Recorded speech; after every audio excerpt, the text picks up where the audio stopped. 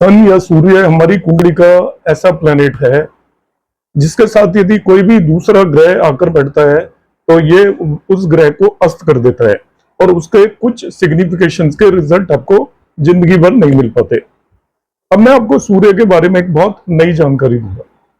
सूर्य ना ही केवल जिस ग्रह के साथ बैठता है उसे अस्त करता है, बल्कि वो जिस भाव में आकर बैठ जाएगा और यदि वो आपकी लग्न की डिग्री के नजदीक सूर्य की डिग्री है तो उस भाव के सिग्निफिकेशंस को भी वो डिस्ट्रॉय करने की कोशिश करता है। एग्जाम्पल के लिए लीजिए कि सपोज आपका सूर्य लग्न के अंदर आकर बैठ गया तो अक्सर ये कॉम्बिनेशन बताता है कि उस व्यक्ति को अपनी पर्सनैलिटी पर कॉन्फिडेंस नहीं होता, या बहुत सारे केसेस में आप देखोगे कि उसके शरीर के अंदर इस तरीके के प्रॉब्लम्स आ जाएंगी जिससे उसकी पर्सनैलिटी उतनी अट्रैक्टिव नहीं रहेगी। जैसे एक कॉम्बिनेशन है, उस व्यक्ति के बाल गिर जाते हैं। इसी तरीके से यदि आपकी कुंडली के दूसरे भाव के अंदर सूर्य आकर बैठ गया तो आपको परिवार और फाइनेंसेस से रिलेटेड, लिक्विड मनी से रिलेटेड जिंदगी भर समस्या का सामना करना पड़ेगा। थर्ड हाउस के अंदर यदि आपका सूर्य आकर बैठ जाता है तो वैसे वो आपकी जिंदगी के अंदर बहुत सारे अच्छे रिजल्ट देगा, मगर जो आपकी हॉबीज हैं उनको वो समाप्त करने की पूरी तरीके से कोशिश करता है। ऐसा व्यक्ति की बहुत कुछ करने की इच्छाएं होती हैं मगर वो उन इच्छाओं को पूरी नहीं कर पाता।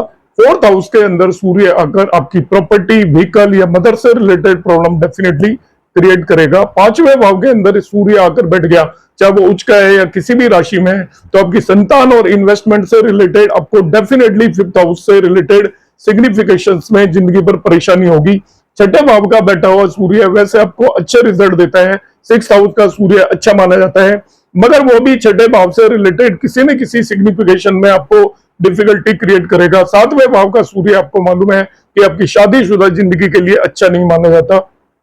आठवें भाव का सूर्य आपका पितरों के लिए अच्छा नहीं माना जाता, आपको इनहेरिटेंस नहीं मिलेगी, आपको अपनी बाप दादाओं की संपत्ति प्राप्त करने में दिक्कत होगी। नवे भाव का सूर्य आपके गुरु और पिता के लिए अच्छा नहीं होता, वो कारको भाव नाशाएं भी क्रिएट करता है। 10वें भाव का सूर्य आपके प्रोफेशन के लिए अच्छा होगा, नेम फेम के लिए अच्छा होगा, मगर फिर भी आपको वो भी आपके फादर के लिए अच्छा नहीं माना जाता यदि 10th हाउस में सूर्य बैठा है। 11वें भाव का सूर्य आपके वैसे आपको बहुत अच्छे रिजल्ट देगा मगर आपके सोशल सर्किल के लिए अच्छा नहीं माना जाएगा। आपके जानने मानने वाले लोग ही आपके दुश्मन बन जाएंगे। और 12वें भाव का सूर्य हर तरीके से खराब होता है, वो आपके 12th हाउस के सिग्निफिकेशन जो भी होते हैं आपके आफ्टर मैरिज एक्टिविटीज के लिए बिल्कुल भी अच्छा नहीं माना जाएगा।